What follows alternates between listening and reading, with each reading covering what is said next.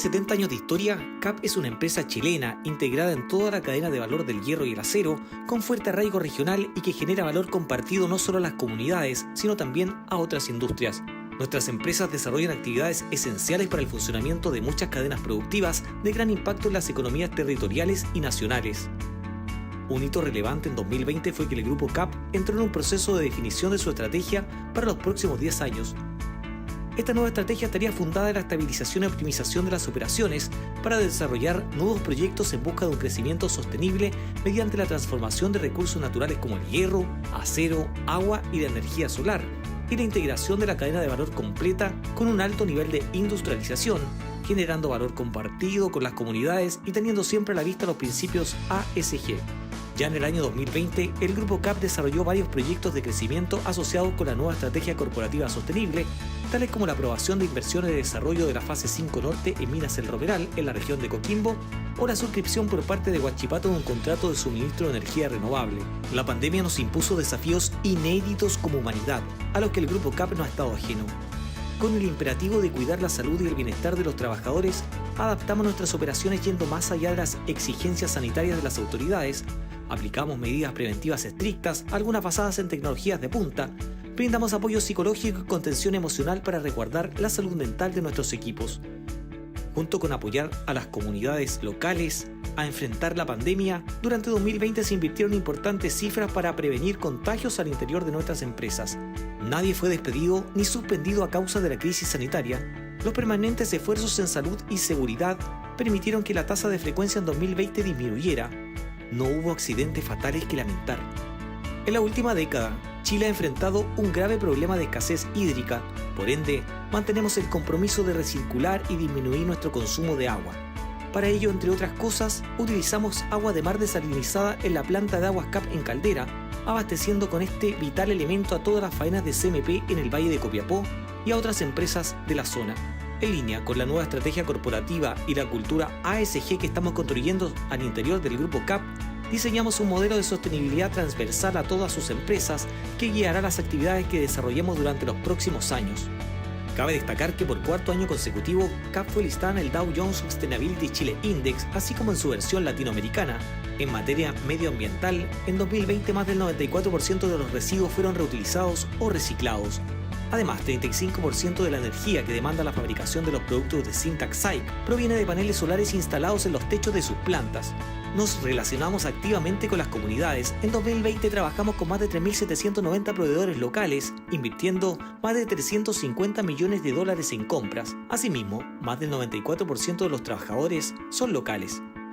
En CAP adherimos a los Objetivos de Desarrollo Sostenible de la ONU, que nos proporcionan una guía estratégica para orientar nuestra contribución al desarrollo sostenible de los territorios y las sociedades en las que están insertas nuestras operaciones. Hoy, seguimos mirando el desafiante contexto con proyecciones de futuro. Continuamos trabajando en afianzar un grupo CAP integrado desde el comienzo hasta el final de la cadena del hierro y el acero, e imaginamos una compañía vanguardista que con su actividad impulsa el desarrollo de una serie de factores complementarios para producir valor adicional en otras industrias, ejerciendo un rol crucial para Chile y el mundo. La transformación sostenible del hierro en los productos y soluciones de acero que las sociedades necesitan para progresar. Los invitamos a revisar nuestro 13º reporte de sostenibilidad en cap.cl.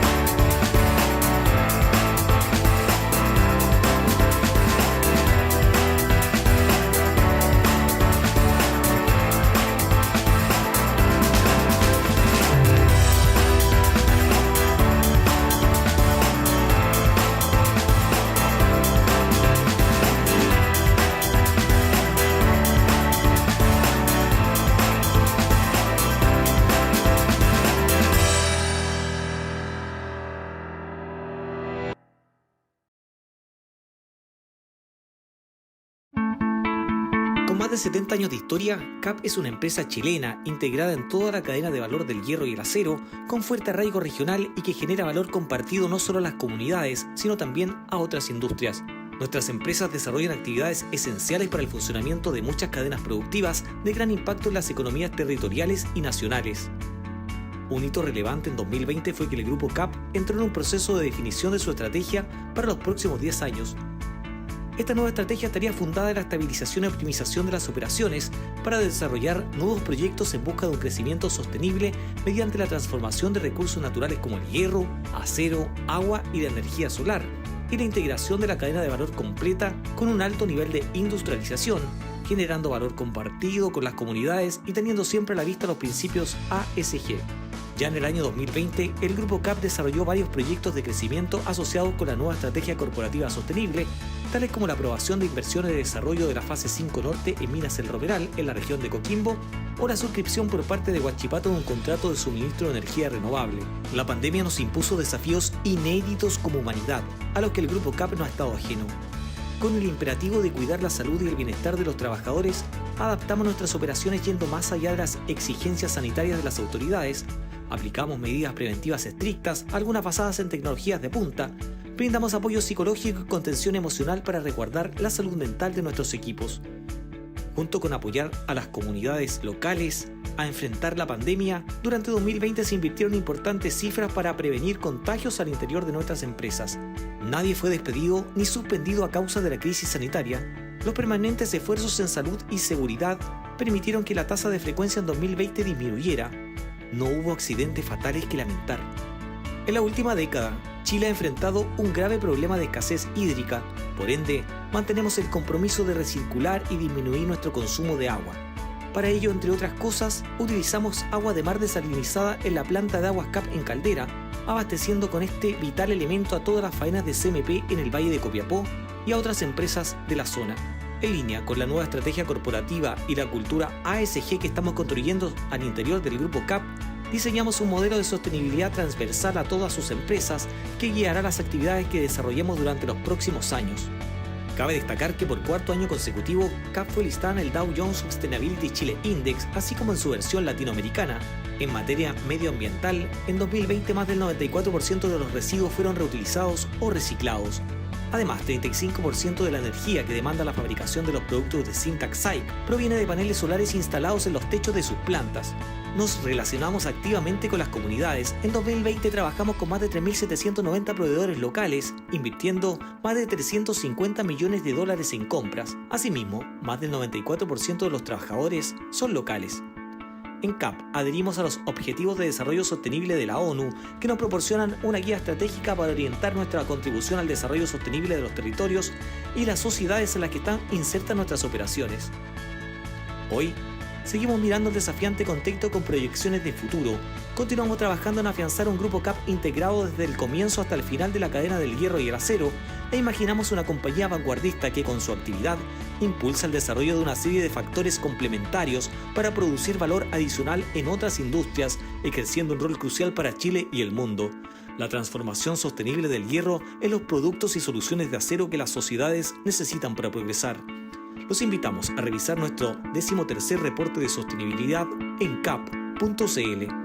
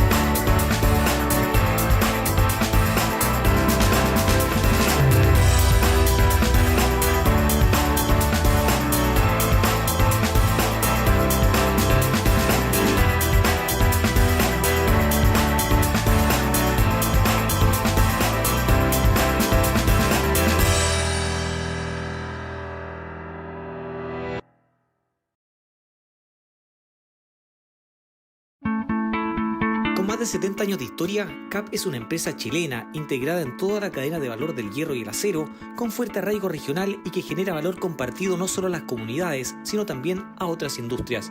Nuestras empresas desarrollan actividades esenciales para el funcionamiento de muchas cadenas productivas de gran impacto en las economías territoriales y nacionales. Un hito relevante en 2020 fue que el grupo CAP entró en un proceso de definición de su estrategia para los próximos 10 años. Esta nueva estrategia estaría fundada en la estabilización y optimización de las operaciones para desarrollar nuevos proyectos en busca de un crecimiento sostenible mediante la transformación de recursos naturales como el hierro, acero, agua y la energía solar, y la integración de la cadena de valor completa con un alto nivel de industrialización, generando valor compartido con las comunidades y teniendo siempre a la vista los principios ASG. Ya en el año 2020, el Grupo CAP desarrolló varios proyectos de crecimiento asociados con la nueva estrategia corporativa sostenible, tales como la aprobación de inversiones de desarrollo de la fase 5 norte en Minas El Romeral, en la región de Coquimbo, o la suscripción por parte de Huachipato de un contrato de suministro de energía renovable. La pandemia nos impuso desafíos inéditos como humanidad, a los que el Grupo CAP no ha estado ajeno. Con el imperativo de cuidar la salud y el bienestar de los trabajadores, adaptamos nuestras operaciones yendo más allá de las exigencias sanitarias de las autoridades, aplicamos medidas preventivas estrictas, algunas basadas en tecnologías de punta, brindamos apoyo psicológico y contención emocional para resguardar la salud mental de nuestros equipos.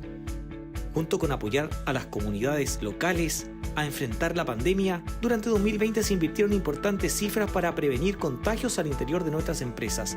Nadie fue despedido ni suspendido a causa de la crisis sanitaria. Los permanentes esfuerzos en salud y seguridad permitieron que la tasa de frecuencia en 2020 disminuyera. No hubo accidentes fatales que lamentar. En la última década, Chile ha enfrentado un grave problema de escasez hídrica. Por ende, mantenemos el compromiso de recircular y disminuir nuestro consumo de agua. Para ello, entre otras cosas, utilizamos agua de mar desalinizada en la planta de aguas CAP en Caldera, abasteciendo con este vital elemento a todas las faenas de CMP en el Valle de Copiapó y a otras empresas de la zona. En línea con la nueva estrategia corporativa y la cultura ASG que estamos construyendo al interior del Grupo CAP, diseñamos un modelo de sostenibilidad transversal a todas sus empresas que guiará las actividades que desarrollemos durante los próximos años. Cabe destacar que por cuarto año consecutivo, CAP fue listada en el Dow Jones Sustainability Chile Index, así como en su versión latinoamericana. En materia medioambiental, en 2020 más del 94% de los residuos fueron reutilizados o reciclados. Además, 35% de la energía que demanda la fabricación de los productos de Syntax-Syke proviene de paneles solares instalados en los techos de sus plantas. Nos relacionamos activamente con las comunidades. En 2020 trabajamos con más de 3.790 proveedores locales, invirtiendo más de $350 millones en compras. Asimismo, más del 94% de los trabajadores son locales. En CAP adherimos a los Objetivos de Desarrollo Sostenible de la ONU, que nos proporcionan una guía estratégica para orientar nuestra contribución al desarrollo sostenible de los territorios y las sociedades en las que están insertas nuestras operaciones. Hoy, seguimos mirando el desafiante contexto con proyecciones de futuro. Continuamos trabajando en afianzar un grupo CAP integrado desde el comienzo hasta el final de la cadena del hierro y el acero, e imaginamos una compañía vanguardista que con su actividad impulsa el desarrollo de una serie de factores complementarios para producir valor adicional en otras industrias, ejerciendo un rol crucial para Chile y el mundo. La transformación sostenible del hierro en los productos y soluciones de acero que las sociedades necesitan para progresar. Los invitamos a revisar nuestro 13º reporte de sostenibilidad en cap.cl.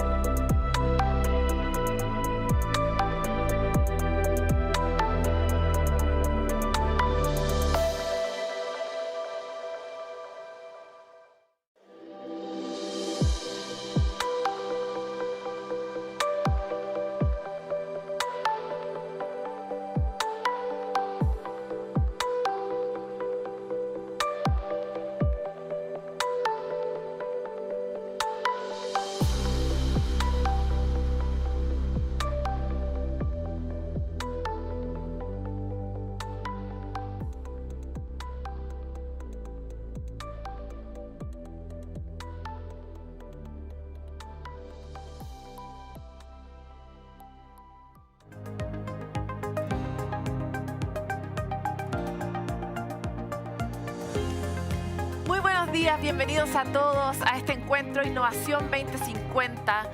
Este espacio tiene como objeto discutir, reflexionar sobre esos temas y tendencias que representan desafíos para la sociedad en el presente y en el futuro. Esta iniciativa nació hace 2 años gracias a una alianza estratégica entre el Centro de Innovación UC, Fundaciones Rassmuss y CAP. Antes de empezar, quiero invitar a todos a encender sus cámaras. Veo que muchos ya lo hicieron por su propia iniciativa. Tenemos una gran presencia de hombres y de mujeres. Las mujeres habitualmente tenemos más disposición a hablar de este tema. Así que todos muy bienvenidos. Miren, por favor, hagamos un gran saludo de buenos días. Que estamos juntos hoy conversando sobre salud mental. Gracias por estar acá. Esta es la forma que hemos encontrado para poder generar un vínculo, una forma más cercana de conversar de los temas que nos importan y que nos desafían en el mediano y en el largo plazo. Hace 1 año y medio, ya sabemos, por eso estamos así, un virus nos obligó a cambiar radicalmente nuestra vida. Se cree que uno de los grandes impactos que vamos a sentir por esta pandemia va a ser justamente en nuestra salud mental, por el aislamiento, la incertidumbre, el miedo y las complejidades de esta situación que todos comentamos cuando conversamos con nuestros seres queridos, con la gente que nos acompaña en el trabajo a través de Zoom habitualmente, ¿verdad? Por esta razón, el encuentro de este año está dedicado justamente a este tema, a la salud mental, pues se anticipa que esa será la próxima pandemia. Queremos visibilizar el problema y también entregar herramientas para enfrentar este momento y vivirlo tal vez con un poco más de bienestar o manejando mejor las emociones con más herramientas. Es así como queremos dar inicio a este encuentro destacando el interés que ha tenido esta actividad. Nos sorprendió mucho la cantidad de inscritos, la cantidad de preguntas que recibimos. Nos acompañan personas de distintos lugares de Chile, de Perú, de Argentina, de México, de Honduras, de Colombia, de Paraguay, entre otros países de Latinoamérica. Hola a todos ustedes que están ahí y que hacen posible que este encuentro tenga una llegada esta vez fuera de las fronteras gracias justamente a esta pandemia. En estos momentos hay miles de conectados siguiendo nuestra transmisión. Nos acompañan muchas personas del mundo académico, del mundo empresarial, profesionales de la salud, de la educación, entre otros. Realmente nos emociona poder tener un público tan amplio y tan diverso como es también la sociedad y los desafíos que estamos enfrentando. Queremos agradecer a nuestros media partners, La Tercera, CNN Chile, Radio Bio Bio y El Mostrador, quienes van a estar transmitiendo este encuentro en sus sitios web y redes sociales y también en sus pantallas durante esta semana.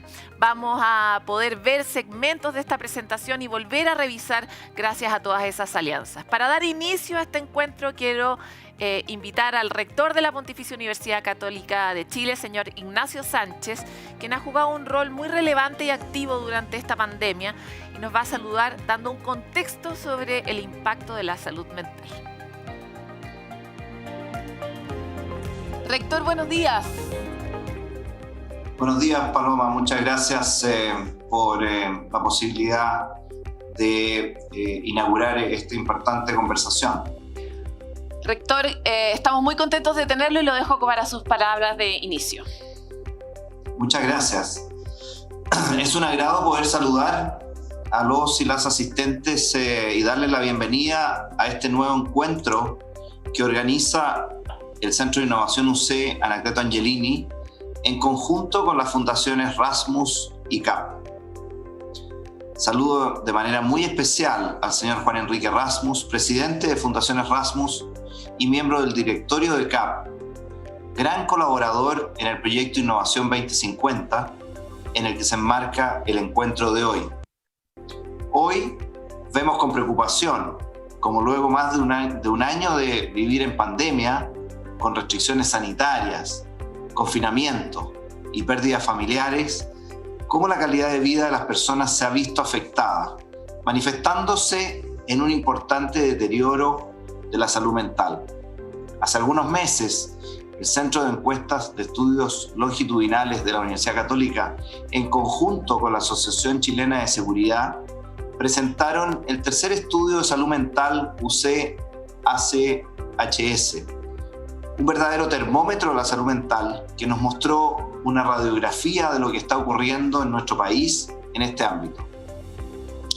Entre los principales hallazgos destaca que cerca de un tercio de los encuestados refieren síntomas o presencia de problemas de salud mental. Así también, cerca del 40% de las personas manifestó alteraciones del ánimo, sensación de agobio, trastornos del sueño, problemas de concentración en el trabajo, cansancio y también síntomas de depresión. Por otra parte, en un estudio que se realizó por Ipsos en 30 países, Chile ocupó un preocupante segundo lugar, con un 56% de los consultados que indicaron que su salud mental se ha visto afectada desde que se inició esta grave pandemia. Chile solo fue superado por Turquía con un 61%, luego Hungría, Italia y Brasil con un 53%. Conscientes de este grave problema que ha impactado de manera importante la calidad de vida de la población, el tema que nos convoca hoy se refiere precisamente a las consecuencias de esta pandemia en relación a la salud mental de las personas y cómo se puede enfrentar esta sintomatología. Como universidad comprometida con aportar a la comunidad en la que estamos insertos, tenemos la responsabilidad de informar sobre las últimas tendencias, en este caso sobre salud mental y bienestar, y entregar también herramientas que permitan a las personas hacer frente a la fatiga causada por esta pandemia. La Universidad Católica ha estado trabajando y aportando en este tema desde el inicio. En la mesa social COVID-19 participamos a través de la Escuela de Psicología y de Medicina en un trabajo conjunto con las universidades de Chile, Tarapacá, de la Frontera y el proyecto MIDAP en la entrega de estrategias orientadas a reducir el impacto de la pandemia sobre la salud mental de la población.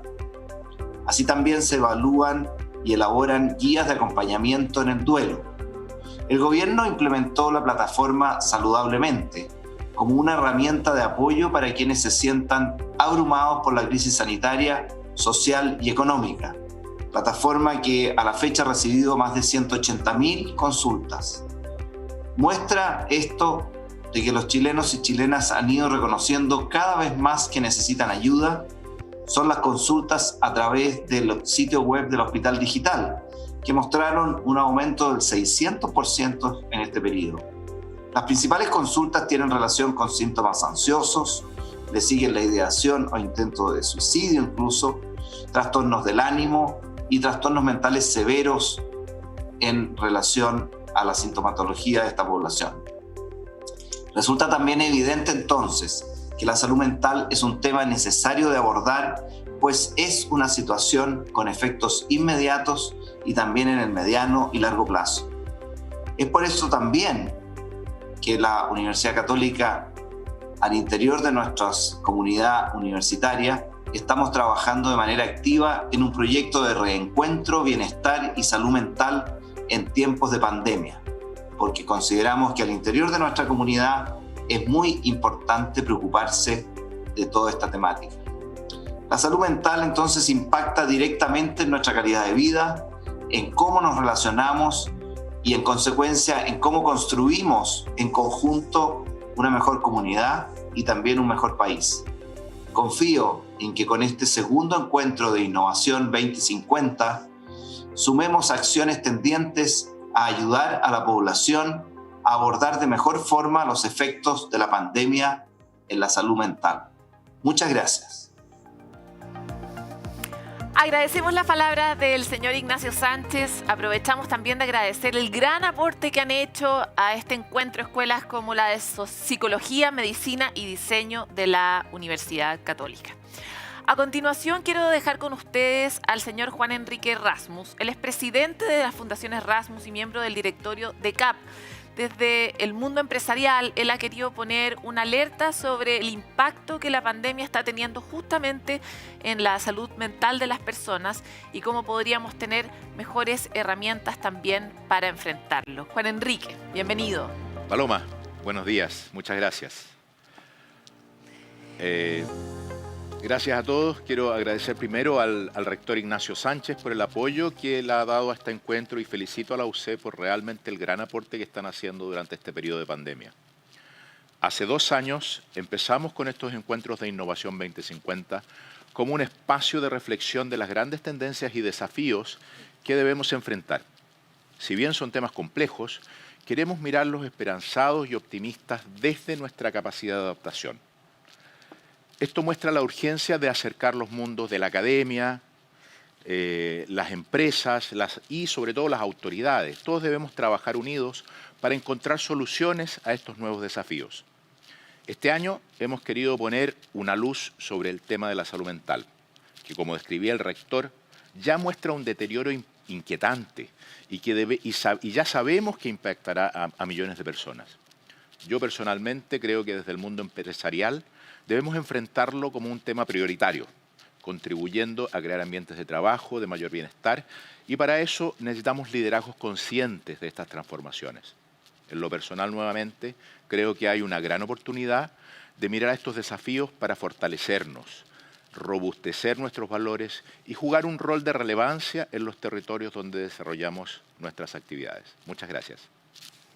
Muchas gracias, Juan Enrique. Claramente necesitamos encontrar una forma de enfrentar estos desafíos de una forma sistémica, en colaboración del mundo académico, de la empresa, los gobiernos, la sociedad civil, va a ser fundamental. También ser bien conscientes de cuál es nuestro impacto como líderes dentro de los entornos en donde estamos, ¿verdad? Pues el renombrado escritor y ganador del Pulitzer Thomas Friedman nos acompañó en 2019 en Innovación 2050 y hoy también quiso estar presente. Hello, Chile and Latin America. It's a pleasure to greet you again. I'm Thomas Friedman, and exactly 2 years ago, I was in Chile with the Rassmuss Foundation, CAP, and UC Innovation Center for the first version of Innovation 2050, presenting my book at the time, Thank You for Being Late. In 2 years since, the acceleration I talked about during that event has only increased. And the pandemic has brought the effects of the globalized world we live in now to everyone's front door. We've also had to put our adaptation skills into practice and indeed redouble them, which have become essential now for every company, country, family, university, and any public institution to survive or thrive in this difficult moment. This new reality requires us to tackle issues that humanity has faced before, but are also now being redoubled, and one of those is mental health. I'm very pleased that you continue to reflect on these issues and their effect on our society, and that you're having the opportunity to have your group be addressed by one of the greatest experts in the world on this mental health challenge, Professor Daniel Goleman. I hope this chance for reflection and this call to action for companies and societies at large to rise to the adaptation challenge of our time, I hope it is met in Chile, met all across Latin America, and that all of you will be thriving in the coming year. Wish that I could be with you. Hugs to everybody in Chile and Latin America. Tom Friedman. Agradecemos a Thomas Friedman por su excelente charla en 2019. Yo estaba ahí como público. Ya nos anticipaba en ese contexto la situación que estamos viviendo hoy día, fruto de cómo las distintas crisis, el cambio climático, el crecimiento de la población, afectan una a las otras y finalmente nos enfrentamos cada vez más rápido a mayores desafíos. Les queremos recordar a todos los que están participando en este encuentro que es fundamental justamente su participación. Los queremos invitar a unirse a la conversación utilizando el hashtag La Otra Pandemia y el hashtag Daniel Goleman. Los invitamos también a participar utilizando también sus propias redes sociales en contacto con las nuestras. Recibimos ya más de 1.200 preguntas y comentarios por parte de ustedes. En esta imagen que vamos a ver a continuación, vemos la gran cantidad de inquietudes y preocupaciones del público. Hicimos esta pregunta, ¿qué le preocupa a nuestra audiencia? ¿Qué les preocupa a ustedes? Y encontraron todos estos conceptos: salud mental y pobreza, mujeres y teletrabajo, incertidumbre, derecho a la salud mental, encierro. De alguna forma son estos temas que también se han levantado en los estudios, los que surgieron simplemente preguntándoles a ustedes cómo se sentían en este contexto y cuáles son hoy día sus mayores preocupaciones en el presente y el futuro. Sin duda, este espacio ha sido muy desafiante para todos. Ahora vamos a dar paso a lo que nos convoca. Hoy vamos a tener esta charla que habla de la otra pandemia, de la pandemia de salud mental Y es el momento justamente de dar paso a nuestro gran invitado en este set virtual, de conocernos virtualmente como acaba de ocurrir y como nos encontramos con ustedes. Si usted todavía no lo conoce, le quiero contar que Daniel Goleman es autor de los bestsellers Inteligencia Emocional e Inteligencia Social. Se ha distinguido por su perspectiva como uno de los más notables pensadores y divulgadores en la psicología contemporánea. Además, Daniel codirige el Consorcio de la Investigación de Inteligencia Emocional Organizacional de la Universidad de Rutgers y cofundó la Organización Colaborativa para el Aprendizaje Académico, Social y Emocional. También ha sido reconocido con el Lifetime Career Award de la Asociación Estadounidense de Psicología por sus contribuciones a la divulgación de la ciencia, algo que necesitamos hoy más que nunca. Welcome, Daniel. We are very grateful to have you here, as we have said already. So now the stage is yours. Thank you so much. It's my pleasure. I understand from what I read and hear that there are many troubles in Chile and throughout Latin America, actually around the world. In Chile, there's been civil unrest. We're all suffering from the COVID pandemic, which has brought, sadly, many economic failures. The total of that for each of us as individuals is there's a huge stress. And I can't solve the larger problems that are causing the stress, but I want to remind you that we have a choice point. There are the events of our lives. They cause stress, or that's an opportunity for stress. But then there's our reaction. And how we react is private. That's up to us. This is where we have a choice point to lower our stress. And that's what I would like to share with you today. I'm speaking both as a psychologist and as a science journalist. So let me start with this model of emotional intelligence. There are 4 parts.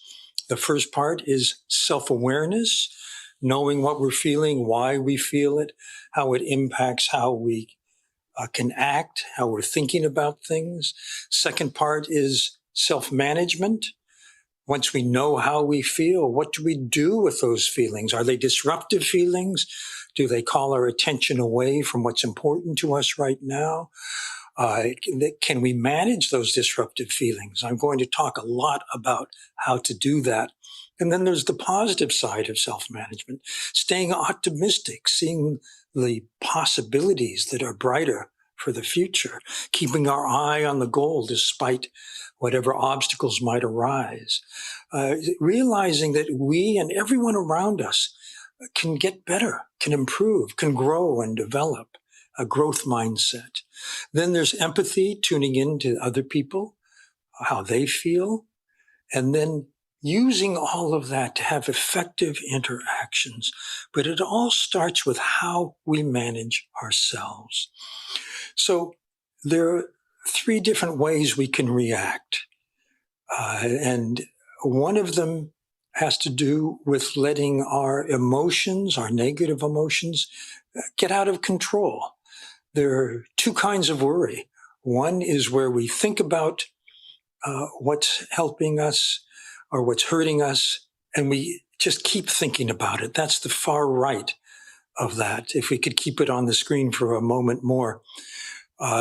There's the part of us that gets extremely upset and stays upset and keeps thinking about the same problem. There's another way of reacting, which is not caring, disengagement. This can lead to depression. But then there's us at our best, where we perform at our peak and our well-being is absolutely optimum. That's where we want to be, at the optimal state. So the question is, how can we go from particularly the high stress to the optimum?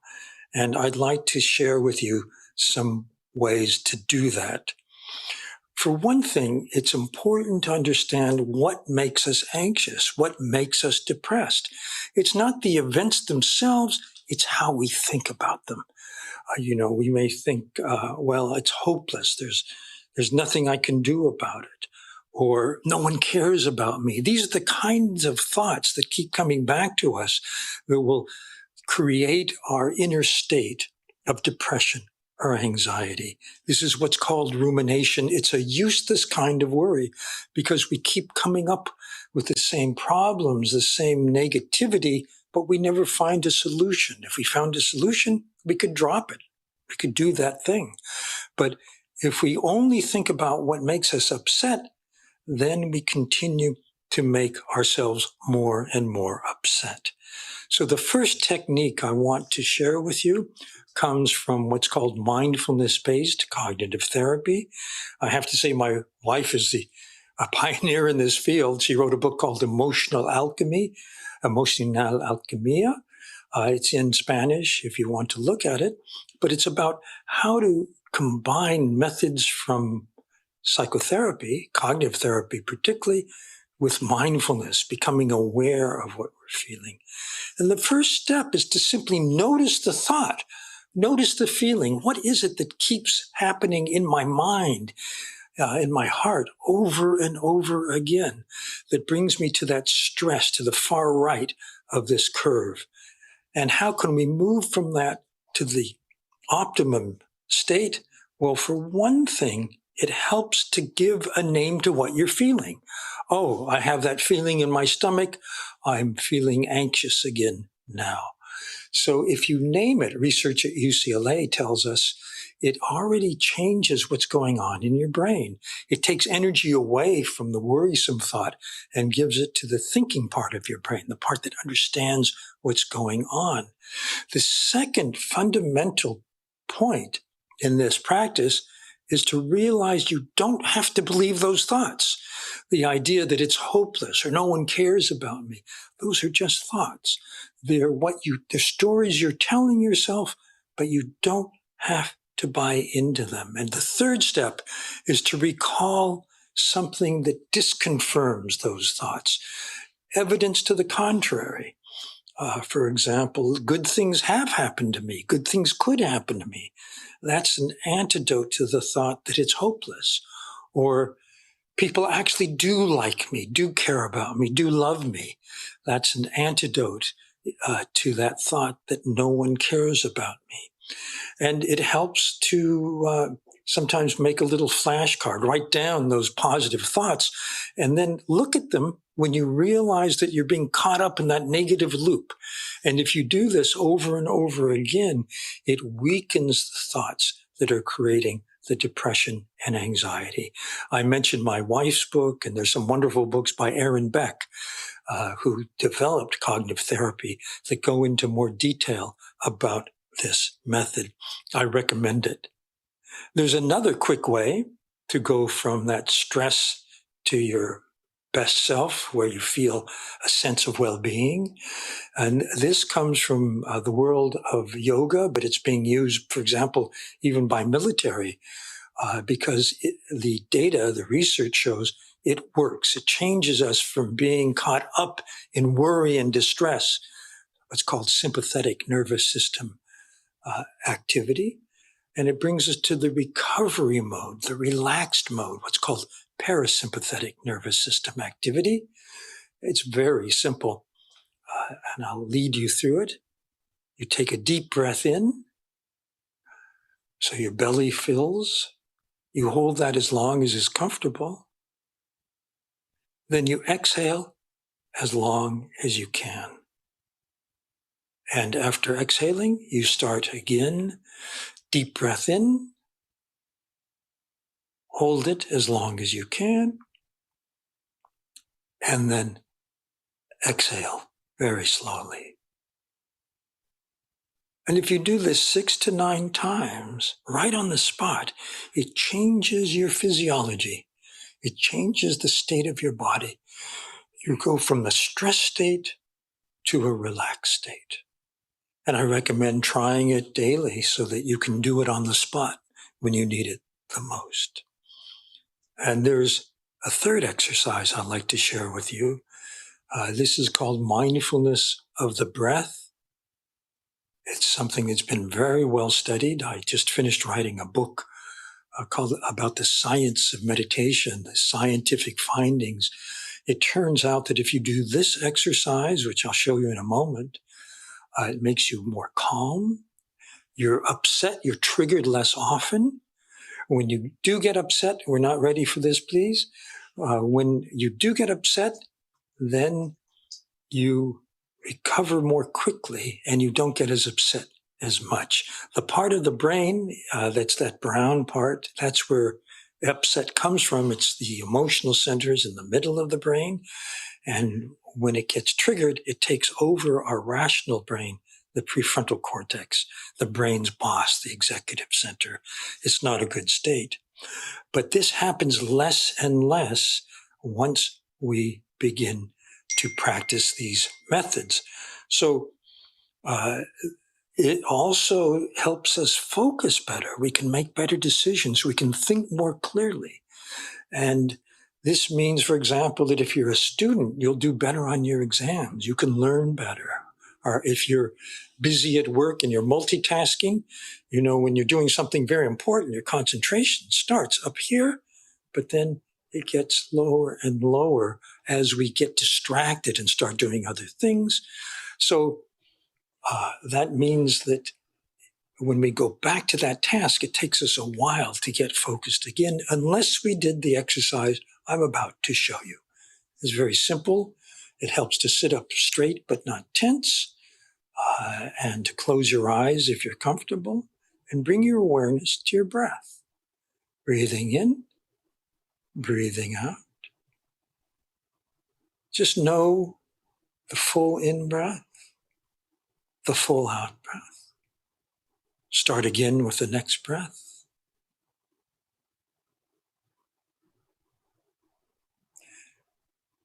Be fully aware of the sensation of breathing. Breathing in, breathing out. When your mind wanders off on some thought and you notice it wandered, just bring it back to the next breath and start again. Breathing in, breathing out. Sometimes people count their breath to help them focus. 1 on the in-breath, 2 on the out-breath, 3 on the in-breath, 4 on the out-breath. And this helps calm that center that's there in brown, the emotional brain. And in fact, if you do it daily, we find it makes you less likely to become stressed, to become depressed. So this is a very powerful method if you do it. And we find that the more you do it, the better it works. I want to talk to you about the social brain. And I'll start by telling you about a famous study that was done with seminary students. People are studying to become ministers and priests. And they were given a topic for a sermon they were going to practice and be judged on. And one by one, they went to another building to give the sermon. Half the students were given the parable of the Good Samaritan, the person who stopped to help the stranger in need by the side of the road. Half of them had other topics from the Bible. And then as they went across from one building to another, they passed in a courtyard a man who was bent over and moaning in pain. And the question is, did they stop to help the stranger in need by the side of the road? More interestingly, did it matter if they're thinking about the Good Samaritan? Actually, it didn't. The most important thing was that they felt they're under time pressure. If you're time pressure, no way you're going to notice that other person. And this is the point. There's a spectrum of awareness that goes from being self-focused, being completely immersed in what my to-do list is, the practice sermon, what I have to do next. You don't notice other people. But then you might notice, you might tune in, you might empathize, you might see that person needs help, and then you might act compassionately. You might help the other person. And this has to do with the social brain. This is very important, newly discovered in neuroscience. It turns out that the front part of our brain has many circuits that are designed to tune into the brain of the person we're with and form an invisible brain-to-brain link. It's instant, it's unconscious, it's automatic, and it tells us what the other person is feeling, what the other person is doing, what they intend. This helps us keep the interaction we're having online. So you see these two brains and then the arrows which represent the action of the social brain.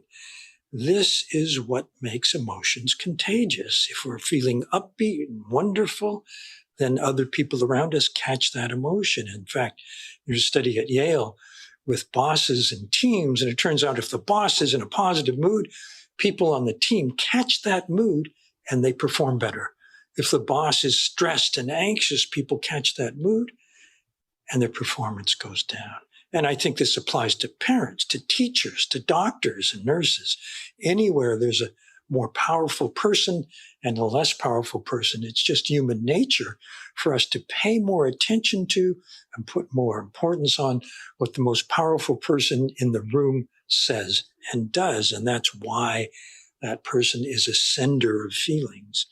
So you see it, for example, at Harvard Medical School, they did a study with doctors and patients where they filmed them during an interaction and also measured their physiology. And afterwards, the patient looked at a video of that and said, here's where the doctor really listened, really heard, really understood me. Here's where the doctor wasn't tuned in. In other words, they're monitoring the social brain. And it turned out that when the patient said the doctor wasn't listening, didn't understand, the two physiologies weren't connected. But when the patient said, yeah, the doctor really heard, really understand, really cared, then they had, their physiology was like two birds flying in formation. They were really connected. So it's important that we pay full attention to the person we're with, because that's the basis for rapport, for simpatico. It's important to understand, too, that there are three kinds of empathy. There's cognitive empathy, I know how you think. There's emotional empathy, I know how you feel. And then there's caring, concern, I want to help you, I care about you. And these are all different circuits in the social brain. So it's that third kind of empathy, the caring, the concern that a parent feels in loving a child. This is what allows us to help someone who's really suffering. Because if we have this inner well-being, if we have this state of being able to love the other person, we can be present to them no matter what their suffering might be. Otherwise, we might be overwhelmed by their distress. And that, of course, leads to people burning out because they can't take it anymore. So the social brain has the capacity to give us the love or caring or concern for the person in distress. And there's an exercise that enhances this ability in all of us, because our well-being is not just about me, but about us, about the people we connect with. We can spread well-being. And the exercise is very simple. It's called the circle of caring. And you start by, as we did with a mindfulness of the breath, sit up in a dignified but relaxed pose and close your eyes and think of someone who's been kind to you, who's really cared about you, someone you're grateful to. And make a wish for them. May be safe, happy, healthy. May you have well-being in your life. Just make those wishes silently to that person you appreciate so much. And then think of yourself and make the same wishes for yourself. May I be safe, happy, healthy. May I have well-being. And just with a focus on yourself now, make that wish. And then you bring to mind people you love, people you naturally care about, your family, your children, your friends, whoever it may be. And you make the same wishes for them. May you be safe, happy, healthy. May you have well-being.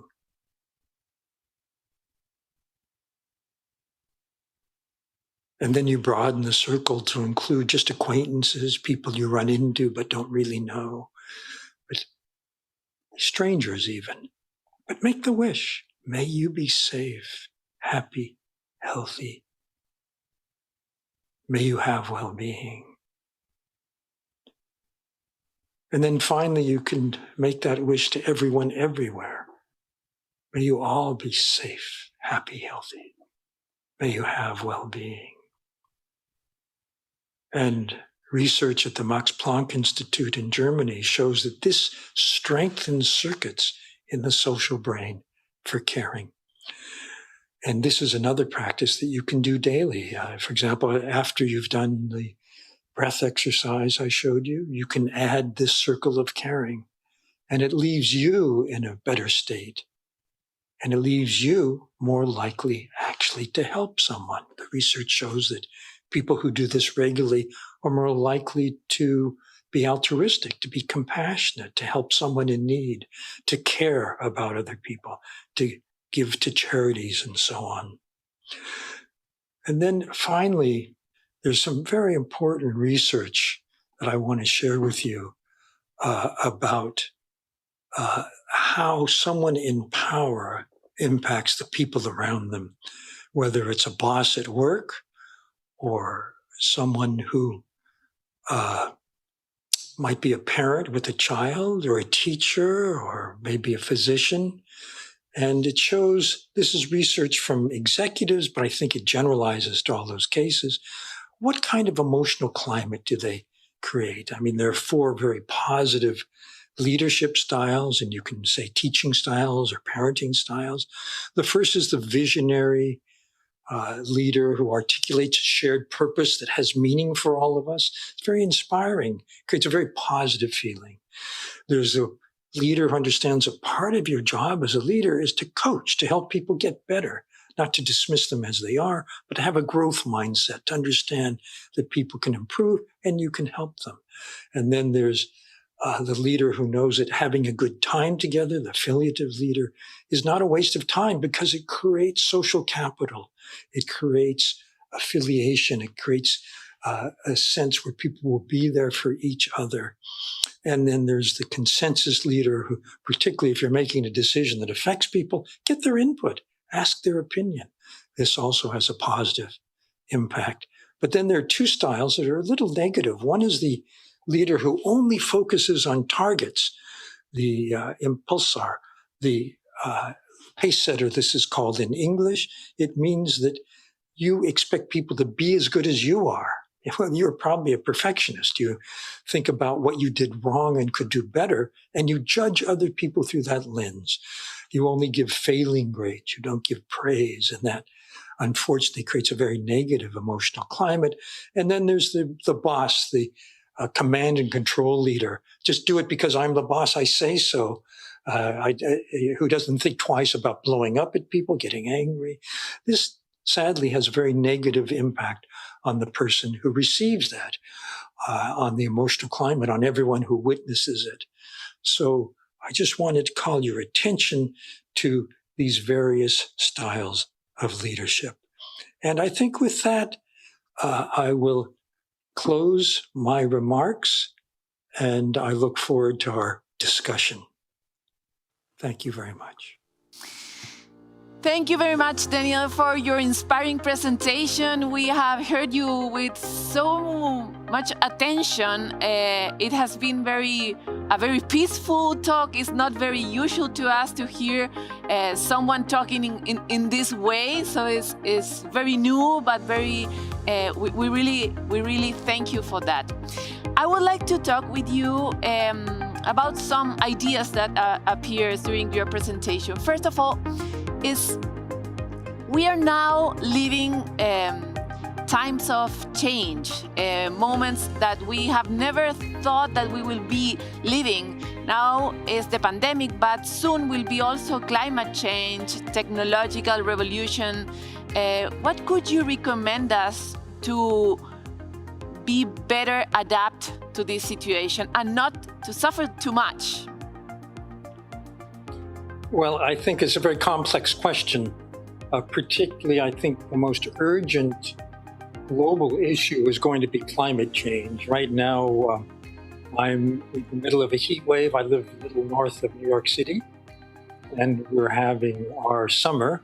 We're having our winter, of course. And I think that it's going to become worse and worse. So the question is, how can we best handle what's going to come? It seems inevitable. And I think that the main point of my message today has been that it's up to each of us to handle our individual response, how we react. We can't control the larger forces at work in creating the stresses, but we can manage ourselves and learn to manage better. So one of the key points about how to self-manage and how to handle it is to apply the methods, for example, that I shared. I am someone who's a serious meditator, for example. I start every day by doing a practice like a breath practice, and I find it helps me stay clearer during the rest of the day. And I think we're going to need clarity. We're going to need calm in order to make the best decisions going forward. And in the future, I think this will be, for example, about the products that we buy, the things we do, what we practice in our lives, and then multiply that by 1 million or 1 billion, because the problems that we face are collective problems. They're problems we can only solve together. Now you taught us a technique to try to develop the social brain, but there are so many people that doesn't have any tool, or they are very focused on themselves. How do you recommend us to train our social brain more? How to be aware of the rest that are surrounded us? I think that the emotional intelligence model has the secret there, because remember, the first part is about managing ourselves, self-awareness, self-management. The second part is about tuning into the other person. We may be self-focused, we may be concerned only about ourselves, but the truth is we live together. We can only survive together. Our families, our friends, our communities, our networks are what matter in handling these larger problems. And if we're only self-focused, we're like that person who doesn't notice the person in need by the side of the road, the stranger. We want to become more open to what's going on in other people. That's why I introduced the circle of caring. That's why it makes such a difference to tune in to the people around us. And that practice, which includes, by the way, focusing on ourselves and wishing ourselves well-being, wishing ourselves safety, health, happiness. We want to extend that to the people we care about and even beyond. And that changes the social brain. It makes us more capable of that caring, of that compassion, finally, because I feel each of us has a set of talents. Each of us has strengths. Each of us has things we love doing. And each of us has some sense of wanting to help the people we love, or maybe even the greater good, the larger community. If we can align those three things, what I'm good at, what I like doing, what I love doing even, and helping myself, helping others, then that creates in each of us a sense of well-being, a sense of satisfaction about the actions we take. And I think if all of us had that, if we each contributed our part of what we can do, then we would have a better world. We have some questions from the audience, and I have this video that I'm gonna show you. Soy Valeria Zárate de Paraguay y tengo 19 años. La pandemia me apartó de mis amigos y de mi rutina habitual. Cuando iba a iniciar mi universidad, llegó el confinamiento y se suspendió todo. Hoy estoy retomando el estudio en la virtualidad, pero aún siento que es muy lento. ¿Cómo hago para no sentirme sin ganas ni esperanza? I know this question well because I have granddaughters the same age.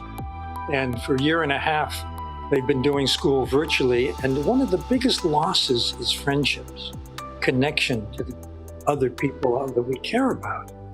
And for someone 18, 19 at that age, it's our relationships that matter.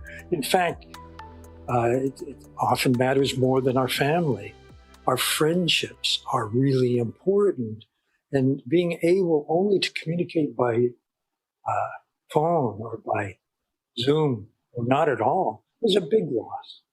Of course, it's only temporary, but even so, it hurts.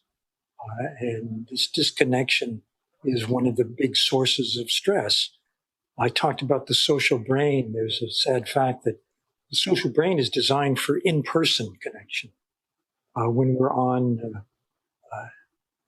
any teleconference program, the computer is actually not designed well for that, because to have eye contact, which is what really makes a connection strong, you're not looking at the image of the person. You have to choose. Am I going to look at the camera or the person? And of course, it gets worse as you go on phone. You have no image of facial expression, which communicates what they're really feeling. And if it's text only, then there's a danger, particularly if you don't know the person well, of misunderstanding, misinterpreting, and getting emotionally triggered.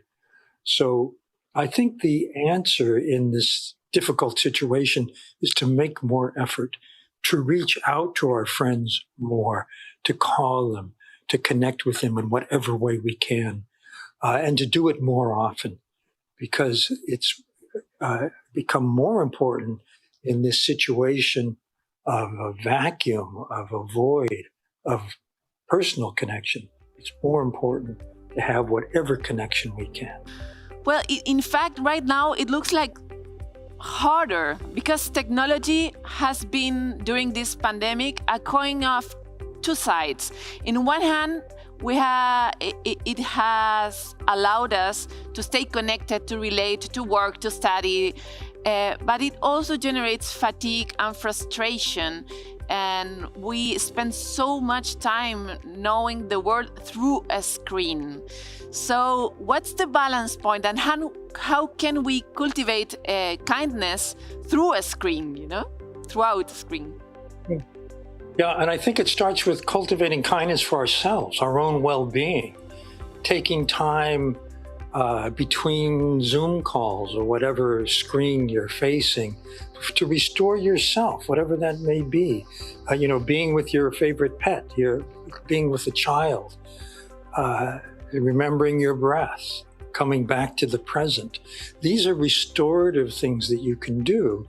And if you restore yourself, then you're more able to be present in a positive way for the other person, whether it's by technology or actually in person.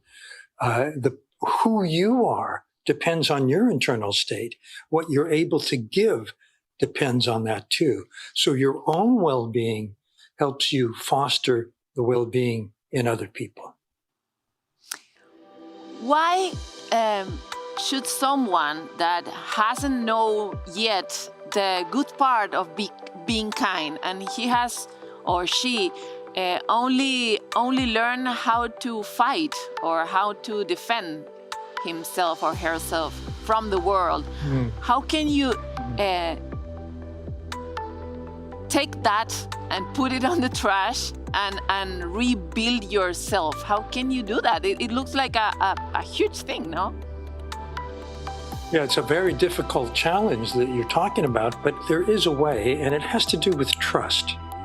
If the person who's been so defensive that they've been on the offense, they've been fighting their way through life, develops a relationship with someone who they really can depend on, who really cares about them, who they can trust, that's the start of their building a more positive way of relating to the world. Sometimes this comes from a religious experience. Sometimes it comes from a reparative relationship, being with a partner who cares about you, who you don't have to be defensive with, who you don't have to fight. This helps teach a person how to connect in a good way with other people. But I think you're right. I think that particular challenge means it takes a longer time. It's a bigger, longer road that someone has to travel in order to get there. But it's doable.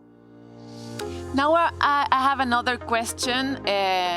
He's a teacher, and I'm going to show you the question, and then we continue this conversation.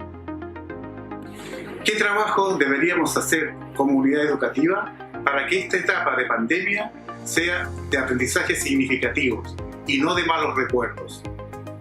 That's such a wonderful question. It is. I am a champion of what we call social emotional learning, which is teaching children, students, even university and graduate level, how to take care of themselves, how to care for other people, how to tune in. And it's added on to the standard academic curriculum, doesn't really take much time away, but it makes sure that people continue to develop as a person, not just accumulating knowledge through school. And I think during this pandemic, during this virtual education, it's particularly important to have these lessons continue so that we build stronger strengths in how to be a positive person, how to be a calmer person, how to be a caring person, how to be kinder. So I think we need to pay attention to this dimension of human development, even under the pandemic and the lockdown and virtual education that's going on. I think it becomes even more important to help students and help each of us strengthen this part of our inner resource. Yeah, maybe it's time to teach those values that we lost in the past, no? Like kindness and all the things that you are saying. What recommendation would you make to teachers who are very demanding and stressed to better handle the situation on a personal level, but also to be greater contribution to their students? Well, I think you're talking about teacher stress, which is a real factor. It's not easy to teach virtually when you've been used to teaching face-to-face in the classroom. So it's an added difficulty to think, how can I give the same lesson online, for example? Sure. So I think that teachers, particularly, or professors, would do well to add to their daily routine some way to manage their stress, a self-management strategy that helps them stay more calm while they're dealing with this enhanced intellectual demand for teaching online. So I recommend the methods that I shared. They do work. There's a lot of science behind them. And use them daily. And the more you can do it, the better off you'll be, no matter what your challenge is. And by the way, this goes way beyond the challenge of teachers. I think all of us are challenged today. And so I think each of us would do well to be kind to ourselves, to enhance our own well-being by increasing our inner capacity and adding some of these exercises to our daily routine so that we can face the struggles, face the stresses in a better place. Daniel, we have another question from a new person. She's in a particular situation. I want you to hear her, please. Hola Daniel, soy Leonor Fernández. En este mes cumpliré 90 años. Como mucha gente de mi edad, estoy en un largo confinamiento por temor a los contagios. ¿Qué consejos nos darías para volver a retomar nuestra vida y superar el cambio que significaría esto para nosotros?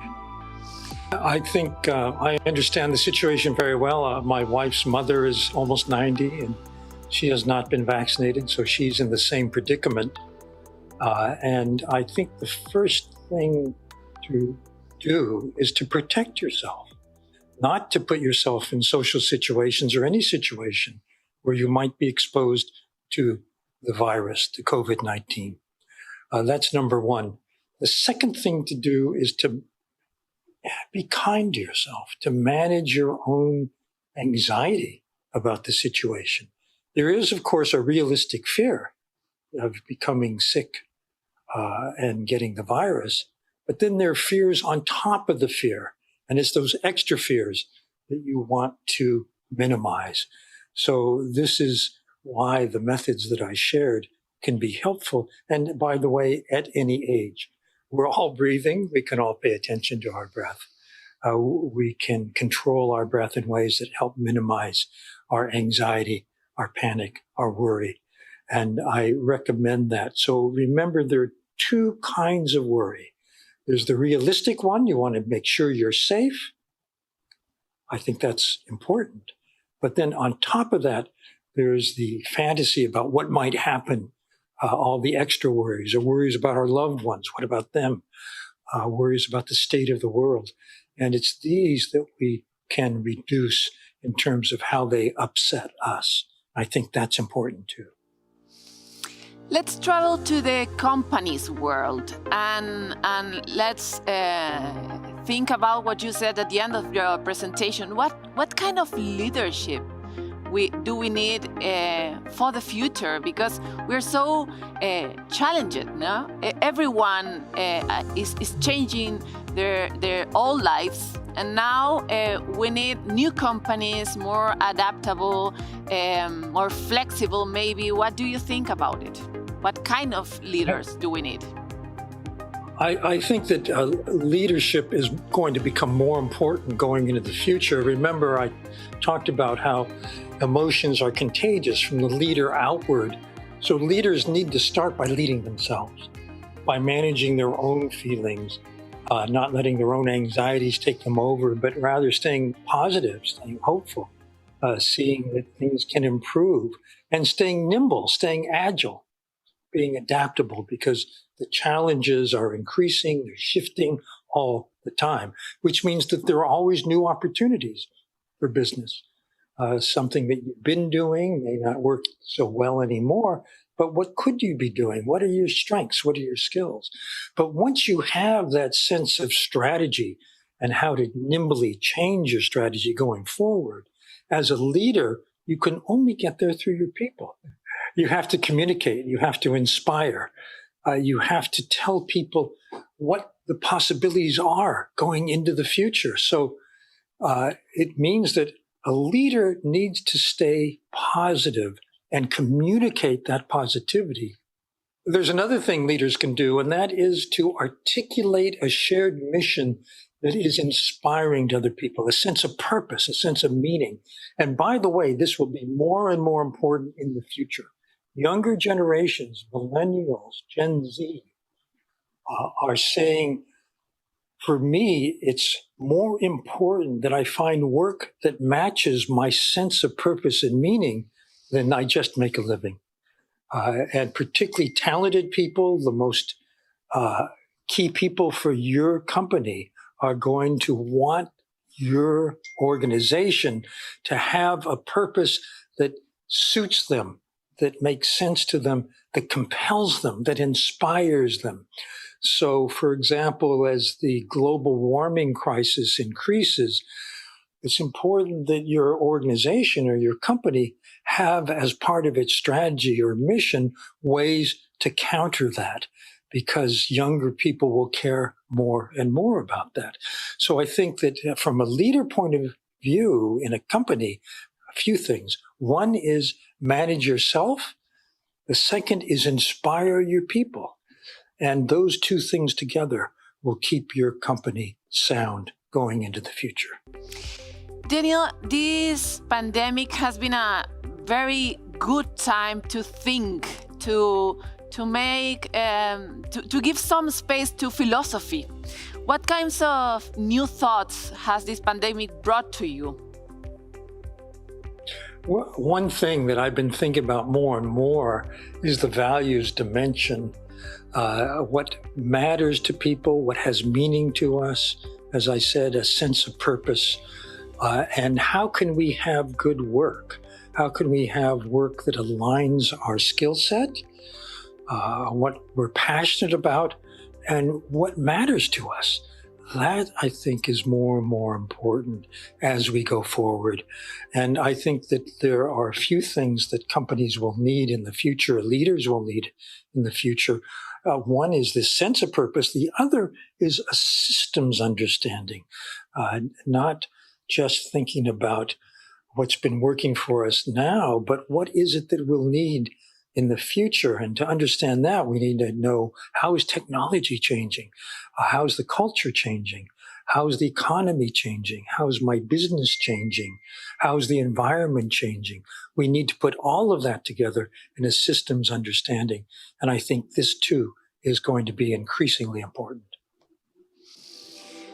We are finishing this conversation, and I would like to know, what is your optimistic view of this period? Do you think that you have taken something from this moment of the history that it looks so sad and so difficult, but we're changing? What do you think is good of this moment for humanity? I feel that having stopped everything in the lockdown situation means that we can restart in a new way. And I'm hoping that this will be the case. My optimism, which I have to say is something that I tend to go for rather than pessimism, my optimistic outlook is that when we start again, we'll rethink what's important, we'll rethink what matters, we'll rethink what is for the greater good, not just for myself. Of course, we have to take care of ourselves and our families, but beyond that, what can we do which will help everyone as we face the problems going into the future? Thank you very much, Daniel. I wish for you a good life to be here, for you, for your family, and for all the people that I don't know but is surrounding you. I hope you have a great life. Thank you so much. I'm happy to say that I'm in a lucky situation, but I wish that for everyone. And I wish we all had that. Agradecemos a Daniel Goleman por el tiempo que ha compartido con nosotros y las valiosas herramientas que nos deja para lograr tal vez un mayor bienestar desde la realidad y las posibilidades que cada uno tiene, ¿verdad? Sin olvidar que hoy más que nunca necesitamos conversar de salud mental para resolver problemas en conjunto, recurriendo al diálogo, a la empatía y a la compasión, valores que, como la amabilidad que comentábamos, han quedado tan atrás, ¿verdad? Tenemos que agradecer a todos ustedes que han estado ahí, por toda la participación que han tenido, por los comentarios a través de las redes sociales, de cómo nos han acompañado a través del país y del mundo de Latinoamérica. Todos ustedes que están ahí, muchas gracias. A ustedes también les deseamos que tengan una linda vida, que estén sanos y que tengan bienestar y logren aprender tal vez de esta charla lo que hemos aprendido nosotros. Ojalá haya sido bueno para ustedes. Les quiero decir gracias a todos. Chao, chao u hola a los que quieran saludar. Muchas gracias por estar con nosotros virtualmente. Tenemos que encontrar nuevas maneras de conectarnos, de secretar endorfinas, de sentirnos y querernos, aunque sea de forma virtual, ¿verdad? Con esta imagen hermosa de todos juntos, queremos empezar a despedir este evento. Este contenido va a ser emitido por CNN Chile y va a quedar disponible en el canal de YouTube del Centro de Innovación de la Universidad Católica. Nos vamos a quedar ahora con una de las reflexiones que nos trajo Daniel Goleman y queremos compartir con ustedes. Y dice: cuando empecemos de nuevo, repensemos lo que es importante para todos mientras enfrentamos los problemas avanzando hacia el futuro. No vamos a tener una pausa definitiva que nos permita hacer un nuevo plan. Esta pausa, esta forma de encontrarnos es lo que nos permite imaginar tal vez con otro tempo, con otra reflexividad, un futuro diferente para nosotros. Pero los cambios van a seguir viniendo, como dijo en Innovación 2050, en la charla anterior, Thomas Friedman, ¿verdad? Van a seguir los desafíos para adelante y por lo mismo tenemos que ser capaces de pensar en colectivo, ayudarnos, estar juntos, mejorar, pensar en nosotros mismos, aprender a mirarnos y al mismo tiempo mirar los desafíos y tratar de dar lo mejor para que esto de verdad sea una sociedad mejor para todos, ¿verdad? Gracias a todos ustedes, gracias por acompañarnos. Nos encontramos más adelante, ojalá, en otra Innovación 2050 para que ojalá en el 2050 estemos cada vez mejor. Gracias a todos. Chao, chao. Que les vaya bien.